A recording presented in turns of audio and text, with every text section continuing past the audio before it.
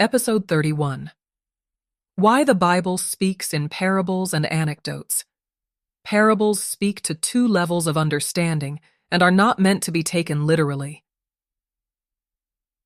They are designed to have two levels of meaning.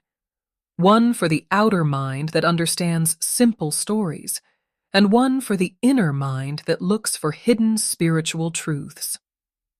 Jesus says, "This is why I speak to them in parables. Though seeing, they do not see. Though hearing, they do not hear or understand." This is done on purpose. Only those ready to seek inner growth will understand the deeper meaning. The power of stories to transform the inner self.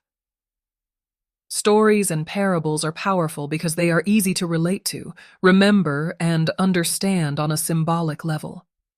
The human mind reacts more strongly to symbols than to abstract ideas, especially when seeking spiritual change. For example, the parable of the prodigal son is more than just a story about a son returning home. It is a symbol of the soul returning to its spiritual roots after getting lost in worldly distractions. Symbolism reveals hidden knowledge. The parables in the Bible are like secret messages for spiritual seekers. The surface meaning hides a deeper meaning that can only be discovered through thought and reflection. For example, the story of Jonah and the whale is more than a tale about a man swallowed by a sea creature. It represents going into inner darkness, the subconscious, and then rising to a higher level of awareness. Another powerful example of symbolism is the story of the Tower of Babel. This tale, where humanity tries to build a tower to reach heaven but ends up scattered and divided by different languages, represents the dangers of human pride and spiritual confusion. The lesson is clear.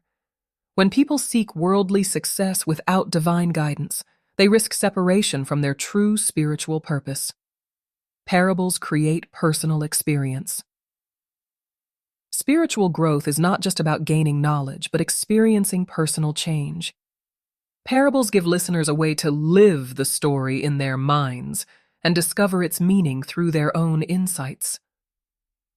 When you read the parable of the sower, for example, you may ask yourself, what kind of soil am I? Am I ready to accept and grow with higher knowledge? They bypass the resistance of the ego.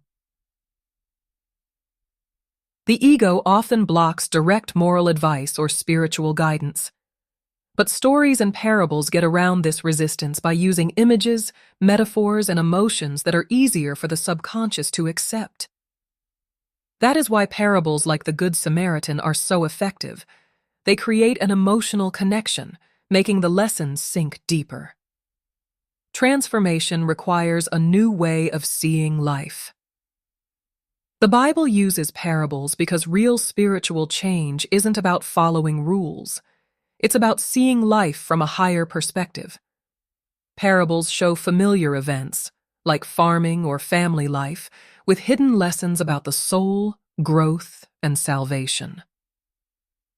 In this way, the Bible's stories are not just moral advice. They are tools for creating the new self, or the spiritually awakened person. In short, the Bible uses stories and parables as spiritual puzzles that lead seekers toward awakening. Understanding and applying them helps transform a person from the old self of ordinary awareness to the new self of spiritual understanding. Acknowledgement: The New Man, 1950, by Maurice Nicole.